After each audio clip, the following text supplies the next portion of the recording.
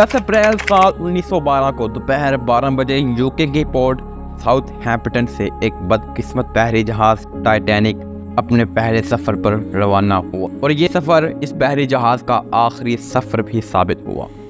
इस शिप के कैप्टन थे एडवर्ड जोहन स्मिथ। टाइटैनिक अपने दौर की सबसे बड़ी और लग्जूरियस पैसेंजर शिप थी। ये 269 मीटर लॉन्ग और 53 मीटर से भी ज़्यादा टॉल थी। 1912 में इसकी कंस्ट्रक्शन के लिए $7.5 मिलियन लगे थे, जो आज तकरीबन $198 मिलियन के बराबर बनते हैं। ये बहरी जहाज यूके की पोर्ट साउथहैम्पटन से अमेरिका के शहर न्यूयॉर्क की तरफ अटलांटिक ओशन के रास्ते से जा रहा था।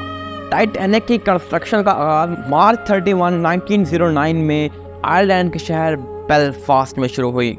ये जहाज व्हाइट स्टार लाइन नाम की एक कंपनी ने बनाया था और इस टाइटैनिक की कंस्ट्रक्शन मार्च 31, 1912 को मुकम्मल हुई और इस तरह इस शिप को बनाने के लिए तकरीबन 3 साल का अरसा लगा और इस शिप की कंस्ट्रक्शन के लिए 3000 से ज़्यादा वर्कर्स ने काम किया। टाइटैनिक के अंदर ऐसे सेफ्टी फीचर्स का इस्तेमाल किया गया है जिसकी वजह से ये क्लेम कर दिया गया था कि टाइटैनिक अनसिंकेबल है, यानी ये टाइटैनिक कभी डूब नहीं सकता। एडवर्ड जोहन स्मिथ जो इस शिप के कैप्टन थे, उन्होंने तो यहाँ तक कह दिया था, even God himself could not sink this ship, यानी इस जहाज को खुदा भी डबो नहीं सकता। फिर इसके बाद जो टाइटैनिक के साथ हुआ वो एक बहुत बड़ा पार्ट ऑफ हिस्ट्री बन गया। जब ये बात अखबारात में छप गई कि टाइटैनिक के बारे में ये क्लेम कर दिया जा चुका है कि वो अनसिंकेबल है, तो फिर बड़े बड़े बिजनेसमैन अपनी अपनी फैमिलीज के साथ इस शिप ऑफ ड्रीम्स यानी टाइटैनिक के अंदर सवार हुए। इस शिप की जर्नी के लिए बड़ी बड़ी अमीर फैमिलीज इस शिप का सफ़र करने के लिए बहुत पुरजोश थी। टाइटैनिक का वजन 46,000 टन था। टाइटैनिक के अंदर उस दौर की हर तरह की लग्जरीज और फैसिलिटीज मौजूद थी। एक बड़ा स्विमिंग पूल, एक जिम, 4 रेस्टोरेंट, 2 बार्बर शॉप और बाकी उस दौर की हर तरह की सहूलियात इस शिप में मौजूद थी। आज 111 साल बाद टाइटैनिक का रैक अटलांटिक ओशन में 12,000 फीट यानी 3.8 किलोमीटर डेप्थ में मौजूद है, जहां सिर्फ अंधेरा ही अंधेरा है। एक्जैक्टली टाइटैनिक किस तरह डूबा, इसके बारे में हम वीडियो में बात करेंगे। मैं हूं Hasan Ali and welcome in behind the sign.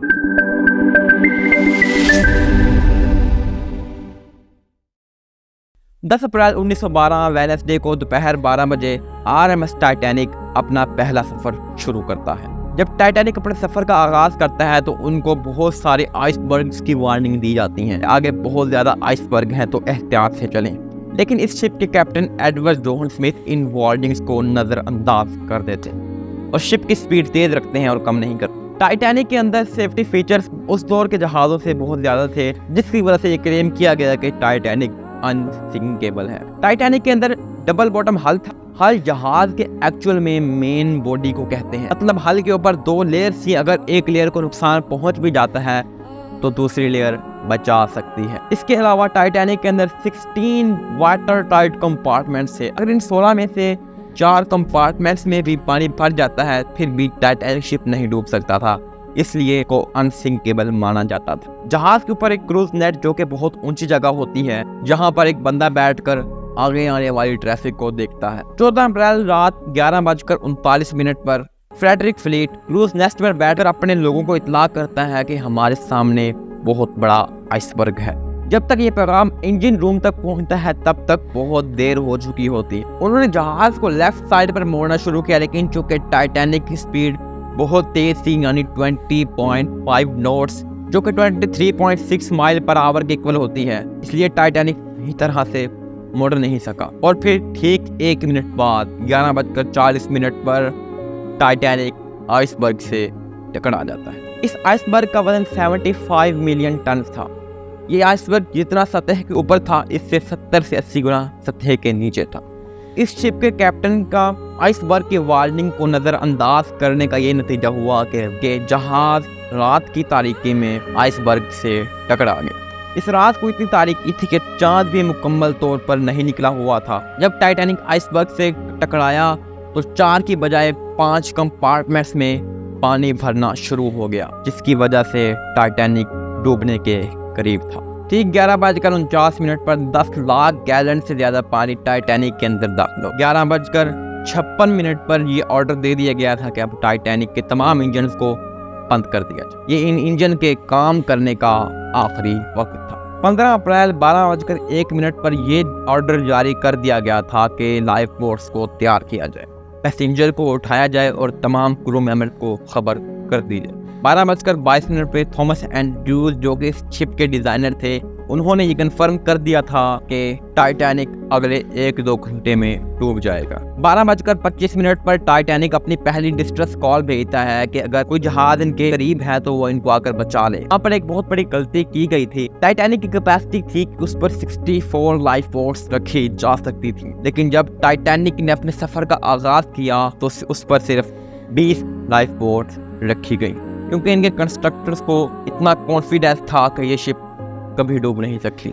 Titanic पर तकरीबन 2240 पैसेंजर थे, जिनके लिए 20 लाइफ बोट काफी नहीं थी। यहाँ पर एक और बड़ी गलती सामने आई जब 12:40 पर पहली लाइफ बोट समुद्र में उतारी गई। उसके अंदर तकरीबन 65 अफराद की कैपेसिटी थी, लेकिन सिर्फ 28 लोगों को ही इसमें सवार किया गया। पैसेंजर्स टाइटैनिक की सिंकिंग को लेकर सीरियस ही नहीं थे। क्रू मेंबर्स कहते रहे कि आप सब लोग लाइफ बोट्स में बैठ जाएं, लेकिन पैसेंजर्स ने इस बात को सीरियस नहीं लिया। तो लोगों ने कहा ये जहाज नॉन सिंकेबल है, ये कैसे डूब सकता है। 12:47 पर पहला डिस्ट्रेस रॉकेट लॉन्च किया गया ताकि बताया जा सके कि टाइटैनिक इस जगह पे मौजूद है और खतरे में है। ठीक 12:49 पर RMS कार्पेथीरिया ने RMS टाइटैनिक की डिस्ट्रेस कॉल को रिस्पॉन्ड किया और उन्होंने बताया कि वो टाइटैनिक को रेस्क्यू करने आ रहे हैं।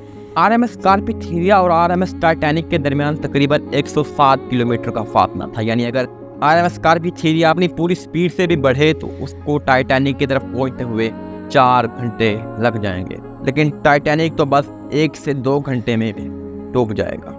जब आखिरकार पैसेंजर्स को रियलाइज हुआ कि जनाब टाइटैनिक वाकई में डूब रहा है, तो उनके दरमियान बोट्स पर बैठने के लिए कंपटीशन स्टार्ट हो गया। 12:51 पर सेकंड ऑफिसर लाइटओलर ने women and children only policy को इख्तियार किया, यानी सिर्फ चिल्ड्रन और वुमेन को ही बोट्स पर बिठाया जाए। 1:45 पर टाइटैनिक से आखिरी एलिजिबल मैसेज सुनाया गया, come as quickly as possible, old man engine room forward up to the boiler. रात 2:05 पर आखिरी लाइफ बोट समुद्र में उतारी गई। 2:18 पर टाइटैनिक की तमाम लाइट बुझ गई और टाइटैनिक 2 हिस्सों में टूट गया। अभी भी टाइटैनिक पर 1500 से ज्यादा लोग मौजूद थे और इनको अपनी मौत अपने सामने नजर आ रही थी। इनमें से कुछ लोगों ने टाइटैनिक से समंदर के अंदर छलांग लगा दी, लेकिन दोस्तों पानी का टेम्परेचर -2 डिग्री सेंटीग्रेड था और इसमें सरवाइव करना नामुमकिन। और इसी तरह ठंडे पानी में हाइपोथर्मिया की वजह से उन लोगों की मौत हो। 2:20 पर टाइटैनिक समंदर के अंदर डूब गया। इस तरह 3 सालों में बनने वाला जहाज सिर्फ 160 मिनटों में अटलांटिक ओशन के ठंडे पानी के अंदर डूब गया। इस तरह 1500 से ज्यादा लोग टाइटैनिक के साथ मौत के मुंह में चले गए। RMS कार्पेथीरिया जहाज जो कि टाइटैनिक के लोगों को बचाने के लिए निकला था, वो वहां पर तकरीबन 3:30 बजे पहुंचा और जो लोग लाइफ बोट में सिक्योर हो गए थे, जो कि तकरीबन 705 के करीब लोग थे, उनको RMS कार्पेथीरिया रेस्क्यू कर लेता है। जब टाइटैनिक डूबा तो इसके रैक को ढूंढने के लिए तकरीबन तभी से कोशिशें शुरू कर दी गई थी, लेकिन टेक्नोलॉजिकल लिमिटेशन और अटलांटिक ओशन की वास्टनेस की वजह से उसके रैक को ढूंढ नहीं सकते। फिर आखिरकार 73 ईयर्स के बाद साल 1985 में रॉबर्ट बेलर्ड अमेरिकन ओशनग्राफर थे, उन्होंने अटलांटिक ओशन की गहराई में टाइटैनिक के रैक को ढूंढ निकाला। टाइटैनिक का अगला हिस्सा टाइटैनिक के पिछले हिस्से से तकरीबन 2.5 किलोमीटर के फासले पर पड़ा हुआ, क्योंकि टाइटैनिक 2 हिस्सों में टूटा। इस आने के बाद टाइटैनिक के कैप्टन एडवर्ड जोहन स्मिथ को ब्लेम किया जाने लगा, जो कि टाइटैनिक के जहाज के साने में ही मर गए, कि उन्होंने ही आइसबर्ग की वार्निंग्स को इग्नोर किया था और शिप की रफ्तार भी कम नहीं की थी। ये एक सैड स्टोरी थी जिसके बारे में हमें पता होना चाहिए। अगर आपको वीडियो पसंद है तो वीडियो को लाइक जरूर कीजिएगा, चैनल पर नए हैं चैनल को सब्सक्राइब कीजिएगा। अगर आप फेसबुक पे देख रहे हैं तो फेसबुक पर हमें फॉलो करना मत भूलिएगा। आपसे इंशाल्लाह अगली वीडियो में मुलाकात होगी, तब तक के लिए अल्लाह।